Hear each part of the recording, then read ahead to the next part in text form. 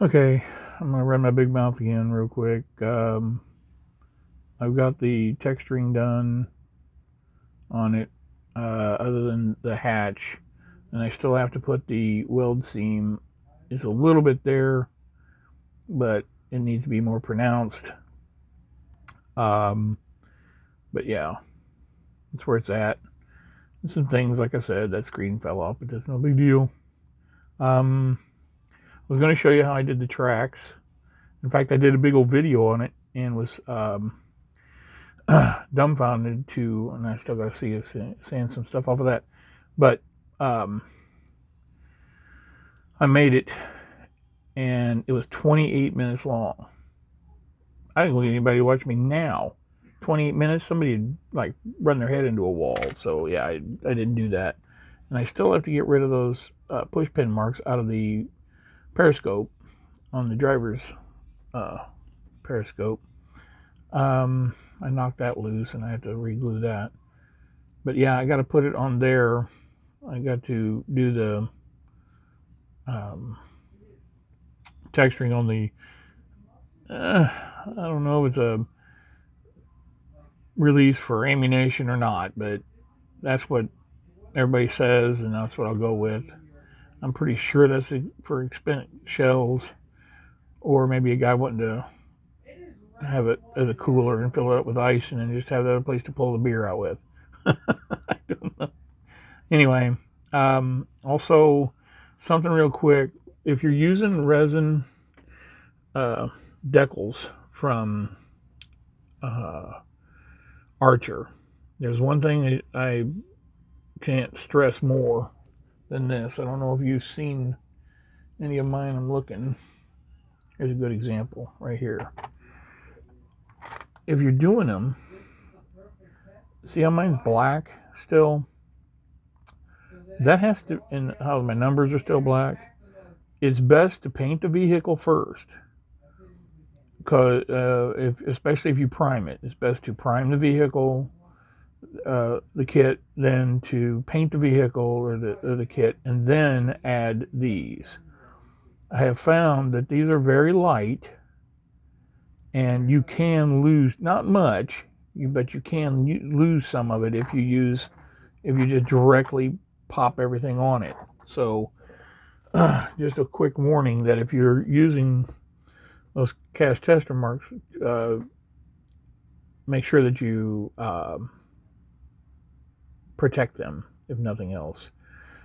Um, the tracks, I had done a video to show you how I shortened them to make them fit. I take out 2 links, and then I cut the link in half, and then I glue the track back together. Right there, see that booger right there? I don't know if you can see that. Where's my idiot light? Here it is. Um, see. See, uh, you see it on that one wheel where it's missing it. I cut the track there, and I cut 2 links out of this one, and it's still short, or still too long. I could have took 3 out and done it and had it just right.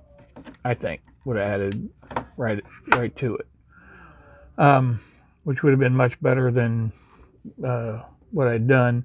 But I had a cool video. I did it all, and I'm trying to keep these things down to a viewing thing. Now I watch everybody's, and I put a like on everybody's, and if it's 10 hours long, I watch the whole damn thing. I don't care, because I enjoy this. So when somebody pops up a video, I'll watch the whole thing from beginning to end, and I will put a remark and I'll put a like on it, because I do enjoy this. But when you're no good at this, I'm not plopping great videos out. So all I'm doing is that. So what I'm going to do is I might do a video on showing you how I can cut these down. Rubber tracks are the best tracks in the world, period, for using on Sherman tanks. The only reason I use Panda is because they give me a selection of worn tracks and different styles like T51s, T60s, T62s. I'll have to go through the whole list again. But anyway, and then that's why I get them, because then you can actually mount different ones on here. And that's the only reason I get them like this. These are T48s, I believe. My mind's losing it now anyway. I've been doing this and sniffing this glue. Woo-hoo. So I'm thinking that that's where that's at. What I'm going to do, I was thinking about doing it on here, is doing another one. Now, I'll show you, this is a Zuko. You see those 4 little dots right there? If you look, they're supposed to have a conjoining part on this side. See, there's no holes. See, you got the punch. All it did was punch, but it didn't punch out. It doesn't punch through. I don't know if they want you to drill that out or not, but I'm not doing that. And they give you 2 sections, so 2 sections will make 1. And what I do is I'll cut this section off, and I'll cut out 3. 1, 2, and 3. And then I'll cut it out with a blade, my blade knife, filleting knife, and I'll cut it out like this side. I wish I'd have kept the video, but it was too long. Anyway, that's what I did. If I ever show it again, and then glue them together and yada yada yada like that. And I was looking for some pieces in here to show you that actually, like for duck bills. Fuck it. See if I can find something in here to show you what I'm talking about. There. Okay. I'm gonna give you a quick rundown on this. Let's say you don't want a duck bill anymore.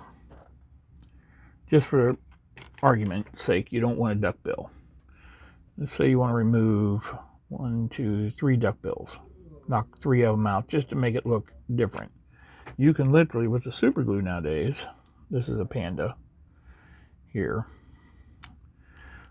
Right here, this is a Panda one. Right there. And then what I do is I'll cut off the duck bill, and then I'll glue this piece onto here and fill in that gap on the rubber track. So I'm just telling you, it's easy to do. All right, so there we go.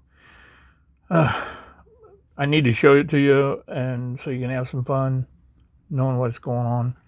But I still got to fix the fender there. In fact, I think I did knock that off finally. Yeah, I did. I got it off there. So anyway, I'll talk to you all later. Have a good one.